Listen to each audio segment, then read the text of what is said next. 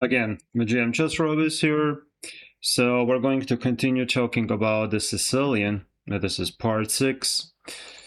It's going to be e4, c5, and the move pawn to g3.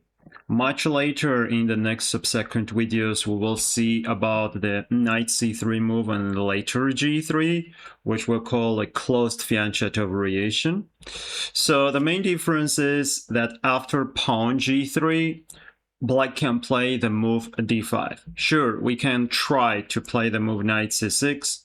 We can try to do a move like d6 as well, but I'll recommend you to try to take the action in the center as soon as possible and surprise our opponent a bit.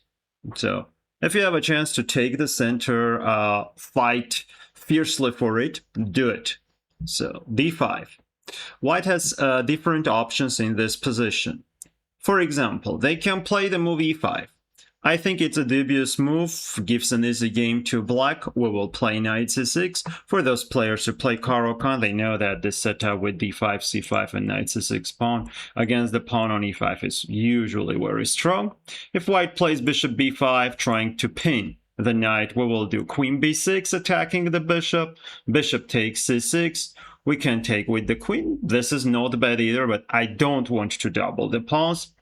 I'll recommend the move queen captures c6, pawn to d3, bishop f5, pawn to e6, knight e7. Sure, there are some other ways to play as well, but we will have a very comfortable game. So for the Caro-Kann players, again, cheers. This is a dream. Having two bishops, white's light squares are very weak. We can use the bishop on f5, like here, or bishop to h3. Knight goes to g6 or f5. We have good pawns, good center. The queen is already developed. So if white plays the move f4 to defend and create a pawn chain, this is going to weaken white's king a bit. We can try to use it immediately with the move g5, which was suggested by the Stockfish. And if like d3 takes, and then knight h6. If f takes, bishop g7. Later we will grab the pawn on e5. Black has no any issues. Later on we will play h6 in order to get rid of this pawn and develop the knight, open up our rook on h8. So the other move is pawn h5, which is quite good. Again, a very typical idea to stop any movements. The bishop wants to get to g4, d3, bishop g4, here knight h6, pawn e6, again queen b6. This is a fantastic, phenomenal Caro-Kann position for black, so I don't see any issues here. That's why the move e5 is not that good for white. If white plays the move knight c3, we can push d4. Sure, we can capture as well, but now we're like forcing him to get back, because if the knight goes to the center, we can try the move pawn to e6. But also remember that in such positions, pawn g5 can be a very interesting option in order to cut the knight's retreating squares. Can't get to f4, e3, c3, or b4. The knight can be trapped. And if d3, we can play immediate e6, but probably h6 is the best, because after e6 there is a move like bishop takes g5, queen g5, and then knight c7.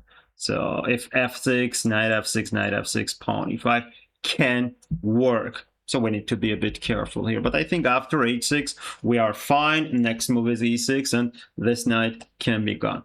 Does white have a compensation? Maybe. But we can just play pawn e6 and then push the knight away, and black has no issues. If knight b1, white wants to get a close game, but just knight c6, pawn e5, and like do whatever you want, even the move h5 in order to push h4 to open up the rook, and after h4 like knight h6, this knight will get to the g4 square. This is a totally different position. It's more like a king's Indian, but we will play as black. Usually such scenarios happen when you play as white, so no issues. If white does the move d3, do whatever you want. Just play like knight f6 and then knight c6, or d takes e4, d takes e4, queen d1, knight c6. This is also fine. I would recommend knight f6 as a move. I think this is the best. So if white goes bishop g2, captures, They can take with the bishop, we will play knight f6, bishop goes back, and then knight c6. We have a simple game where we can try to fianchetto our bishop to g7 as well. If white does the move knight c3, we can have the normal conservative approach with the move knight f6 and then develop our pieces, but we can try to take the center, pawn e5, and then conquer f5, knight to f6, knight to c6, bishop to d6. This is very double-edged. It's quite sharp, but you know, very interesting to play as black. And then bishop e6. So here, short castle, takes, bishop f7. Then we will develop the queen to d7. Rook goes to e8 or d8. The knight goes to d4. Just be careful to not lose this pawn anywhere. So the position is absolutely fine. The best move probably is e takes d5. Let's try to understand what's going on here. Queen captures d5. There can be a move like knight f6 as well, but I want to create issues for white as soon as possible, using the fact that the bishop is not on g2 yet. So knight f3. If we're not going to rush in this position as black, white will be in time to play knight c3, bishop g2, short castle, pawn d4. For example, let's play a bit passive, like this, and then bishop g2, and then short castle, bishop e7, pawn d4 takes, queen takes d4, or knight takes d4. White's position is going to be much better because they have better development, and this bishop is a very annoying sniper or archer over there. Be very careful. So that's why I'm going to play the move bishop g4, immediately trying to use this pin. This is not going to win the game, but can give really interesting chances for us. So bishop g2, we can just develop the knight and later on come back with the queen like this. And if he attacks us, just bring the queen. In some positions, we threaten to play knight d4. But an interesting move is queen e6 check. If queen moves to e2, we will capture, play knight c6 with the threat of knight to d4, and then pawn e5, just short castle. Black's position is amazing. That's why white needs to bring the king to f1. I know that our setup is not the best for black because the queen is against the pawn. It's hard to develop the bishop, so white developed two minor pieces. We developed only one. This queen can be under attack, but look at the king. Remember one important strategical hint: if you check, your opponent moves the king, it's not only about his king's safety, it's also about the rook's development. With short castle and then moving the rook, white will usually spend 2 moves in order to have a king safety and develop the rook, but like this he can spend 4 or 5, maybe more moves to do that, like king f1, king g1, h3, king g2, rook e1. So it will take some time for him to recover. So, and we will have time like to breathe, to create our game as well. That's why this queen e6 check was played. So king f1, knight goes to c6, h3, bishop h5, d3, and then queen d7. Simple idea to push the pawn either to e6 or e5, and then develop this bishop.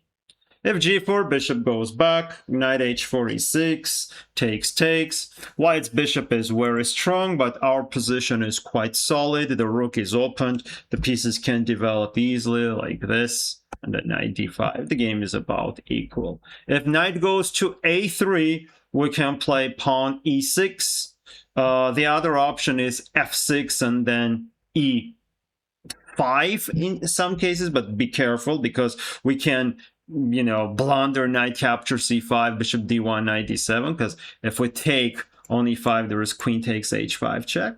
So that's why just play e6. Let's be safe for now. Bishop to d6. f6 is a possibility to not allow the move. Knight d5. So bishop d6. I don't know, a3 or bishop e3. So we can do knight f6. We can do short castle then. In some positions we can bring the knight to e7. So this is a playable position for black. Sure, against some non-classic, or I would say the lines that are not played that often, we can have different antidotes. One of them that I would recommend is the move d5. Quite active, quite interesting. You want to do fast development with the queen and later do that queen e6 check, probably the key move here. and create some chaos in white's position and just play a game. So this concludes chapter 6 after the move pawn to g3. So see you in the next chapter.